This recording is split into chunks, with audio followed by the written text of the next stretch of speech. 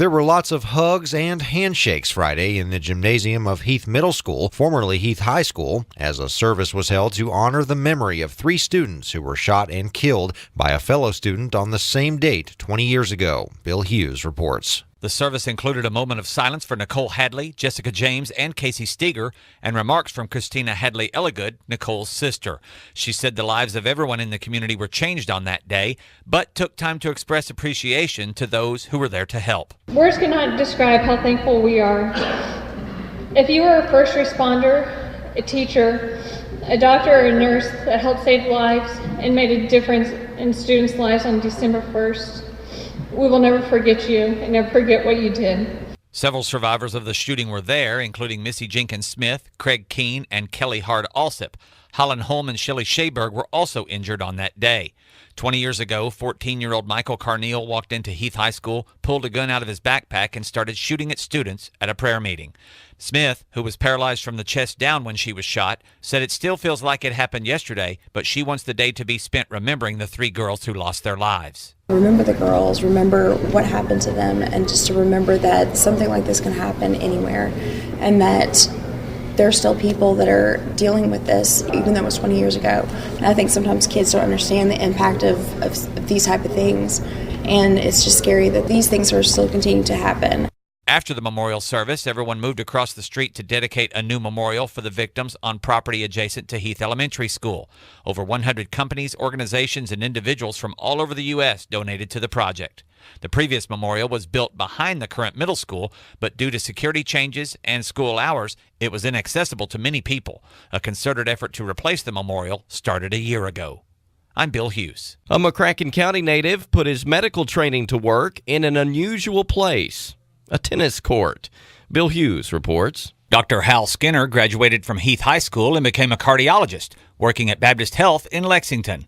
Last Monday, he was playing a doubles match at the Lexington Tennis Club when one of his opponents, Paul McElwain, fell to the ground and didn't get up. Skinner said he ran over and quickly assessed the patient. It found he had no pulse and started CPR.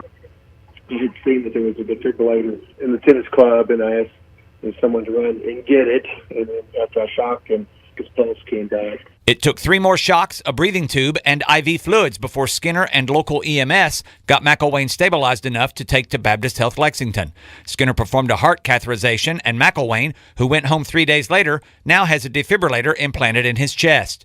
McElwain told WKYT that if any of the circumstances had been different, he could be dead. Skinner said he probably started CPR about 30 seconds after McElwain collapsed, and the AED was used within 3 to 4 minutes. He did so well because he had a minimal amount of time without blood flow to the brain. That's the key when you go into this ventricular fibrillation, where the heart's basically beating so fast it doesn't pump any blood. Skinner says he hopes McElwain recovers quickly and can get back on the tennis court so he can, quote, beat him again. I'm Bill Hughes. 3 elected officials from the city and county held a press conference Tuesday evening to share their impressions from a meeting earlier in the day with state corrections officials about problems with a Paducah halfway house.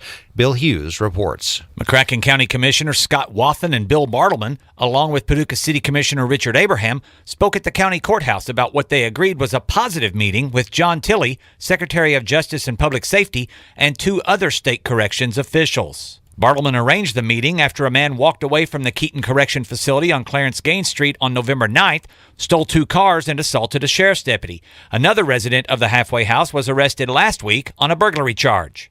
Bartleman quoted state data about the correction facility, showing that over the past 5 years, 1,645 inmates were assigned to the facility, and in that same period, 163 escaped, including 32 this year.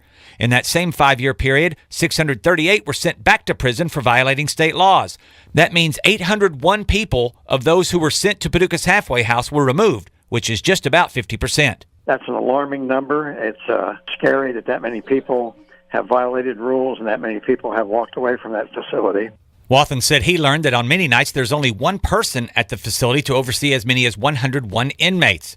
Bartleman said the officials are coming to visit Paducah soon. Within a week or 2 to meet with the operators of that facility and express our concerns and see what can be done to make sure it's safe. Abraham said he's learned that this is the only facility of its kind in the state that's in a residential neighborhood, and he found that alarming. Bartleman said he asked Tilley to stop sending inmates to the halfway house until they can assure everyone that the neighborhood is safe, and all three men said they hoped the facility would close or at least move to another part of town.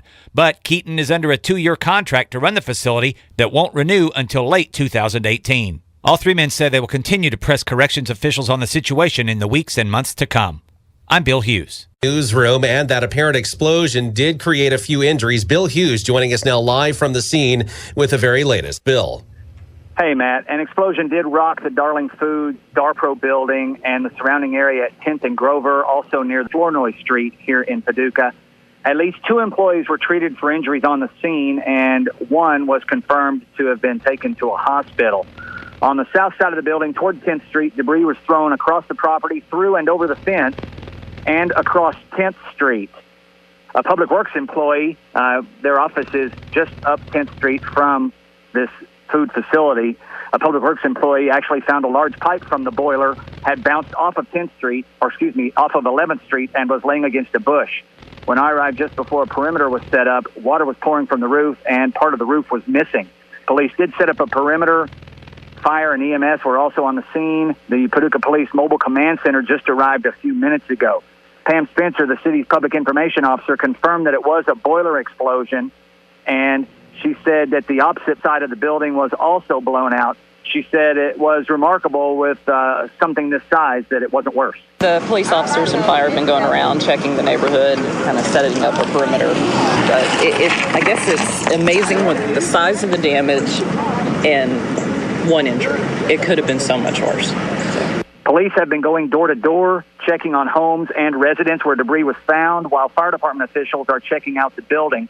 Once the residents and the building are deemed to be okay, they will reopen area streets around the Darling Foods building here on 10th Street. I'm Bill Hughes, live on the scene in Paducah. And Bill, one quick question for you. Have you been able to talk to anybody? I know we're getting reports in from folks even as far away as Massac County that actually felt the ground shake when the explosion took place. Have you talked to anybody or heard from anyone, to indicate really how intense that it was right there in that area? Actually, yes. I spoke to someone who works in the Paducah City Public Works building. Like I said, it's about a block and a half, 2 blocks up 10th Street from this plant. And he said he was in the break room, and the ceiling tiles above him dropped about 2 feet and then went back up when the blast happened. And another employee said it sounded like a bomb went off. Wow. All right. Well, Bill Hughes reporting live in downtown Paducah. Bill, thanks for that report. And it has been a week across western Kentucky when it comes to this type of a situation, where we turn our attention now to Murray State University, where most roadways there have since reopened to traffic. The campus resuming some normal activities after a large explosion there on Wednesday afternoon at Richmond Hall. A movie that's hoped to help start meaningful conversations is being shown Saturday in Paducah. Bill Hughes reports. The free film Racial Taboo will be shown at 2 p.m. at Heartland Worship Center. The film was directed by Brian Grimm several years ago as he came to terms with his own feelings about race issues. Beth Kadim of Paducah's Racial Unity Group, which is showing the film, says that until recently, Grimm thought all people should find a way to pull themselves up by their bootstraps. When he realized that kind of thinking presumed that the playing field was level for everyone, and then realized that it was not, it really flipped his thinking. Group member Brad Holland added that the movie helps break the ice so everyone can get rid of preconceived notions about one another and real conversations can happen. Reverend Reynaldo Henderson said over the last 2 years, folks in the group have moved from being acquaintances to being friends, which makes it easier to talk about difficult things. Though you may not say a certain thing the right way, that other person knows your heart. They know what you're trying to say.